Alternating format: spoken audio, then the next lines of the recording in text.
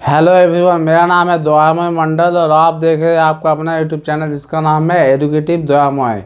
तो शुरू करने से पहले एक चीज़ बता देना चाहता है आप लोगों से कि वीडियो पूरा एंड तक देखिएगा, वीडियो स्किप नहीं कीजिए। अगर वीडियो स्किप करते हैं तो आप लोगों को कुछ समझ में नहीं आएगा, इसलिए वीडियो स्किप नहीं कीजिए। तो चलिए आज का वीडियो शुरू करते हैं। आज का क्वेश्चन क्या है, आज हम दिखाने वाले हैं कि जो 3x² है ये हम लोग कैसे 115 से भी ज़्यादा तरीक़ा से हम बताएंगे कि कैसे 3x² को लिखा जा सकता है। फिर से बता रहे हैं, 3x² को हम लोग आज दिखाएंगे 115 से भी ज़्यादा तरीक़ा से कैसे लिखा जा सकता है। ठीक है, तो शुरू करते हैं। यहाँ पे क्या है, पहला तरीक़ा से शुरू करते हैं कि ऐसे लिखा जा सकता है। 10 गो तरीक़ा पहले लिखते हैं, उसके बाद धीरे धीरे बाकी सब का भी दिखाएंगे आज आप लोगों को। ठीक है, तो पहले कैसे लिखते हैं, देखिए 3x² है, ये है ऐसे। ठीक है, तो इसको हम लोग कैसे लिख सकते हैं, 3x² ये ऐसे लिखने का तरीका इसलिए हम दिखा रहे हैं कि ये अगर ये आप जान जाते हैं तो आप लोग को फैक्टराइज मतलब गुणनखंड करने में कोई दिक्कत नहीं होगा। जैसे एक क्वेश्चन ले लेते हैं, एक मान लीजिए क्या है कि 3x² प्लस 6xy, ये एक क्वेश्चन है। ठीक है, तो ये क्वेश्चन है, तो इसको हम लोग को क्या करना है, क्वेश्चन क्या है इसमें कि फैक्टराइज मतलब इसको गुणनखंड करना है। क्या करना है, गुणनखंड करना है। तो इसको हम लोग कैसे गुणनखंड करेंगे, देखिए यहाँ से आते हैं 3x² को हम लोग कैसे लिख सकते हैं, 3x² तो लिखेंगे 3x² ठीक है, इसमें लिख देते हैं फैक्टराइज।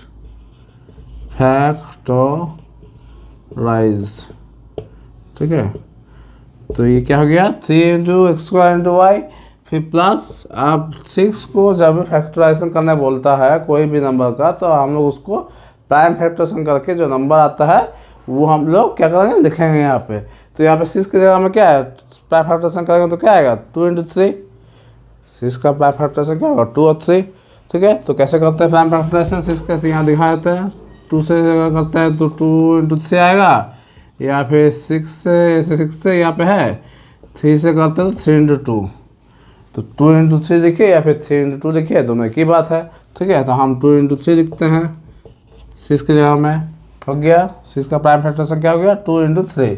अब x और y है, तो यहाँ पे कैसे लिखेंगे, जैसे यहाँ पे क्या था 3 × x² y लिखते थे, तो यहाँ पे क्या होगा, यहाँ पे x × y। अब देखिए, अब इसमें आप थर्ड लाइन में आते हैं, क्या होगा 3 × x² मतलब क्या, x × x और y जैसे वैसा रहेगा। ये वाला देखिए, ये यहाँ पे दिए हैं, ये देखिए। अब आते हैं, अब यहाँ पे जो हम दिखाए हैं 3x² को फैक्टराइजेशन करने का तरीका, वो तरीका हम यहाँ पे आप लिखेंगे। ठीक है, तो क्या है 3x² है। ठीक है, तो इसको हम कैसे लिख सकते हैं, 3 × x × y। ठीक है, x × y प्लस यहाँ पे तो और कुछ फैक्टराइजेशन नहीं होगा, मतलब गुणनखंड नहीं होगा, तो यहाँ पे क्या करेंगे 2 × 3 × x × y जैसे वैसे लिख देंगे।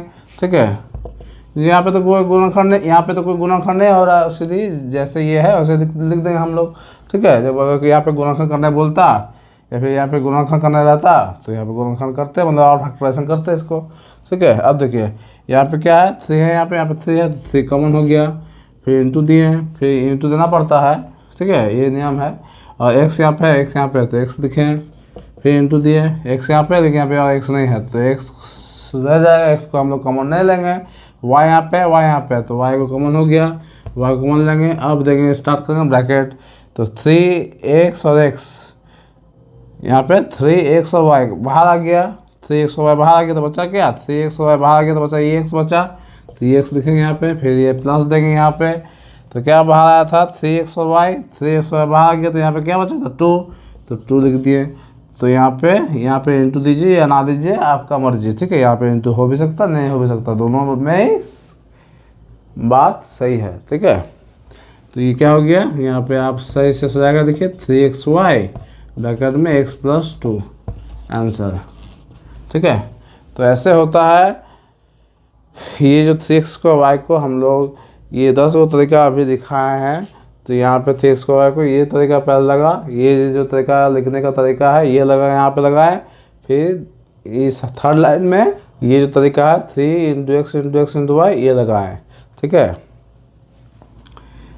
ये तरीका से ये जो लिखा हुआ है इससे आप डायरेक्ट ये भी लिख सकते हैं, जरूरी नहीं कि इससे ये लिखे फिर यहाँ से ये लिखे। ठीक है, इससे आप डायरेक्ट ये लाइन ये जो टर्म है ये लिख सकते हैं। ठीक, तो हम आप लोग को दिखा दें कि ये जो तरीका है लिखने का, फर्स्ट तरीका ये कहाँ पे यूज़ होता है, ये तरीका भी यूज़ करके दिखा दें यहाँ पे एक हिसाब में। ये सब फैक्टराइजेशन करने में सुविधा होता है। ठीक है, तो दूसरा तरीका क्या है, देखिए x² × 3 × y, ऐसे भी आप लोग ले सकते हैं इसको। 3x² को y को आप लोग x² × 3 × y ले सकते हैं। फिर तीसरा तरीका है x² × y × 3 को आप लोग ऐसे भी लिख सकते हैं। फिर कैसे लिख सकते हैं, चौथा तरीका कैसे लिख सकते हैं, 3 × y × x² को लिख सकते हैं। फिर पाँचवा तरीका है y × 3 × x² लिख सकते हैं। ठीक है, यहाँ पे देखिए, यहाँ पे एक चीज़ देखें, नोटिस किए हैं कि हम क्या किए हैं, यहाँ पे जो सब एगो टर्म में जो सब वेरिएबल और कांस्टेंट है ये सब हम क्या किए कि सजा कर लिखे, अरेंज करके लिखे हैं। तो आप लोग ऐसे एगो टर्म x को y को बहुत सारे अरेंजमेंट करके सजा के लिख सकते हैं अपने से। ठीक, ये हम यहाँ पे लिखे हैं। अब आते हैं हम लोग बाकी 5 को तरीका में, वो कैसे लिखते हैं। देखिए 3 × x × y, देखिए ये जो दिया हुआ है इसको हम लोग डायरेक्ट तोड़ दिए हैं पूरा एकदम 3 × x × y। ठीक है, ऐसे भी आप लोग 3x² को ऐसे भी लिख सकते हैं। फिर कैसे लिख सकते हैं, x × y × 3। फिर कैसे लिख सकते हैं आउटर तरीका 3 × y × x। फिर नौवां तरीका क्या है y × 3 × x × x। ठीक है, 10वां तरीका है x × x × 3 × y। ठीक, तो ऐसे हम लोग लिख सकते हैं। तो यहाँ पे एक चीज़ नोटिस किए आप लोग, क्या किए हम यहाँ पे नोटिस किए कि देखिए, नोटिस कीजिएगा कि यहाँ पे देखिए पूरा तोड़ दिया, बीच में इंटू साइन दे दिए। अब बाकी 5 को क्या हुआ, जो तरीका लिखे है इसमें सब सजा कर लिखे हैं, एगो टर्म का हर एक वेरिएबल और कांस्टेंट को हम सजा कर लिखे हैं। तो 5 का अलग अलग तरीका हो गया। ठीक है, अब आते हैं हम अगला 5-5-10 को तरीका लेकर आते हैं आप लोग के साथ। ठीक है, तो अगर मेरा वीडियो आप लोगों को अच्छा लगा होगा तो वीडियो को ज़्यादा से ज़्यादा शेयर कीजिए, चैनल को सब्सक्राइब कीजिए, वीडियो में लाइक दीजिए और अपना वैल्यूएबल कमेंट सेक्शन में देना नहीं भूलिएगा। Till then, bye bye.